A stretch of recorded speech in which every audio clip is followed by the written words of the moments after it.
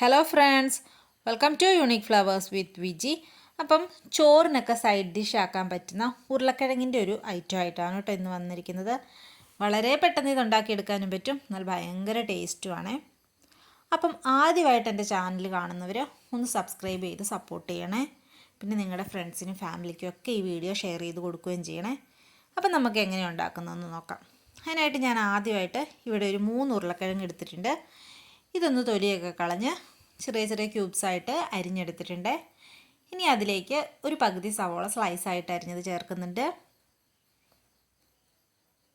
ഇനി ഞാനൊരു 3 പച്ചമുളക് നടുകെ കീറി ഇടുന്നുണ്ട്. നമ്മൾ എരിവിനായിട്ട് വേറെ ഒന്നും ചേർക്കുന്നില്ല, അത് കാരണം ആണ് ഇത്രയും പച്ചമുളക് എടുക്കുന്നത്.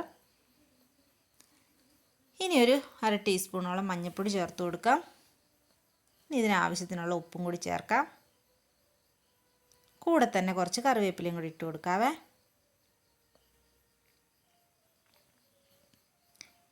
ഇനി ഇത് വേകാൻ ആവശ്യത്തിനുള്ള വെള്ളം ഒഴിച്ചു കൊടുക്കണം.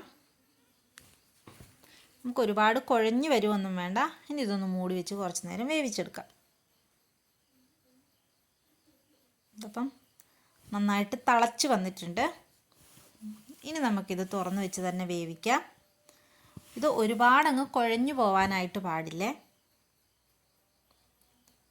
ഇപ്പോൾ ഉരുളക്കിഴങ്ങൊക്കെ ഏകദേശം വെന്ത് വന്നിട്ടുണ്ട്. ഇനി നമുക്ക് ഈ ഒരു സമയത്ത് ഒരു 2-3 അല്ലി വെളുത്തുള്ളി ഇട്ട് കൊടുക്കണം. ഇത് ഓപ്ഷണലാണ്. വെളുത്തുള്ളിയുടെ ആ ഒരു ഫ്ലേവർ ഇഷ്ടമുള്ളവർക്ക് ഇട്ട് കൊടുക്കാം.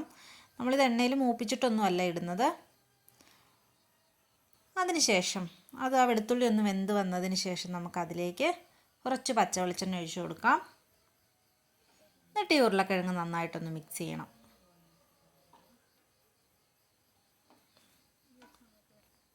ഇനി നമുക്കതിലേക്ക് കുറച്ചും കൂടി ഒരു കറിവേപ്പില ഇട്ട് കൊടുക്കാം.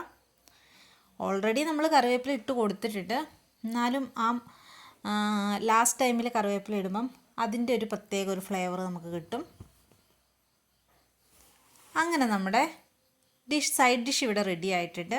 നല്ല അടിപൊളി ടേസ്റ്റാണ്. കുട്ടികൾക്കൊക്കെ ലഞ്ച് ബോക്സിലൊക്കെ കൊടുത്തുവിടാൻ പറ്റിയൊരു ഐറ്റമാണ് കേട്ടോ. എല്ലാവരും ട്രൈ ചെയ്തിട്ട് അഭിപ്രായം പറയണേ. വേറൊരു റെസിപ്പിയായിട്ട് നമുക്ക് വീണ്ടും കാണാം. താങ്ക്